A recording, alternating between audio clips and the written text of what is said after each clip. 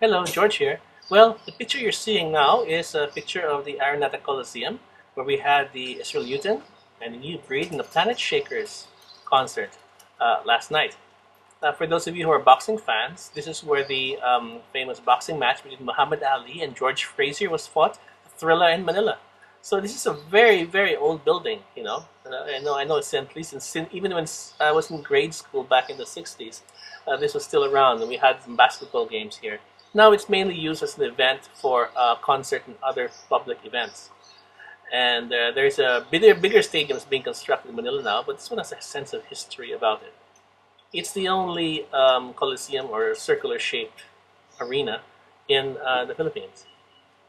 So let me tell you a bit about the concert. It was very interesting. It's the first time I've ever been to a Christian concert, and I thought it'd be like any sort of concert where you just perform music. But what it really was, it was a several hours long worship service. If you imagine a worship service without the reading of the word, although there was some scripture given, on the screen. That's basically what it is, and a lot of people, I think, came in there certainly with that intention. That was a very interesting experience for me. It was packed, completely full, to capacity. Mostly with young people, although I think they're older. It's hard to tell people's ages in the Philippines actually, because people don't necessarily look their age. But it was wonderful. I will show you some clips of as we were queuing up for the entrance and getting inside. Unfortunately, my camera in my cell phone gave way as the concert was about to start, and the lighting was so bad anyway. So I think it was just Lord's way of just giving me the opportunity simply to enjoy the experience instead of videotaping it. And I'm sure there are other people with better cameras closer to the stage who will have better videos than me. And I'll probably find them and post them in the description box if I do find them. The concert started with a sort of like the Way of the Master cartoon evangelism video sharing the gospel, basically.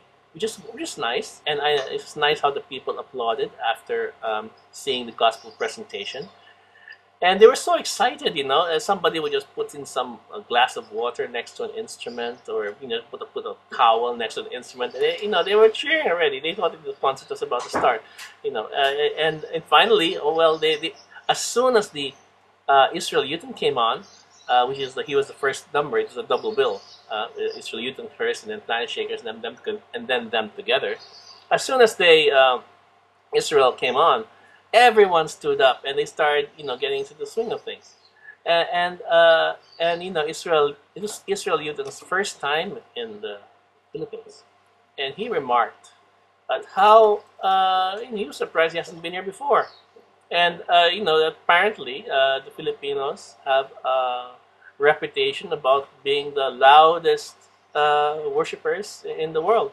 And the stadium really rose up with a loud sound as soon as they come up with that. And though I can't tell from experience. You should know better, right? Certainly Filipinos like to sing. We may not sing well, but we like to sing. And and after the Planetshakers came on, and after Israel, the Planetshakers came on with their signature things. Nothing is impossible and all that. Oh. the crowd just lapped it up, and they had a little game.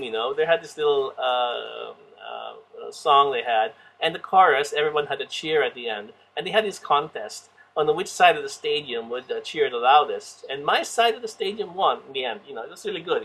Israel Houghton and Planetshakers to one side. They all rallied the crowd.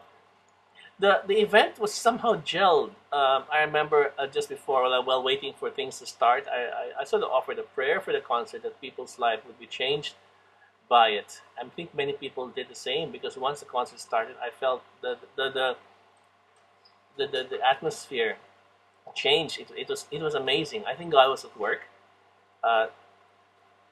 People came. A vast majority of them, I think, came specifically to worship the Lord, not necessarily to listen to music.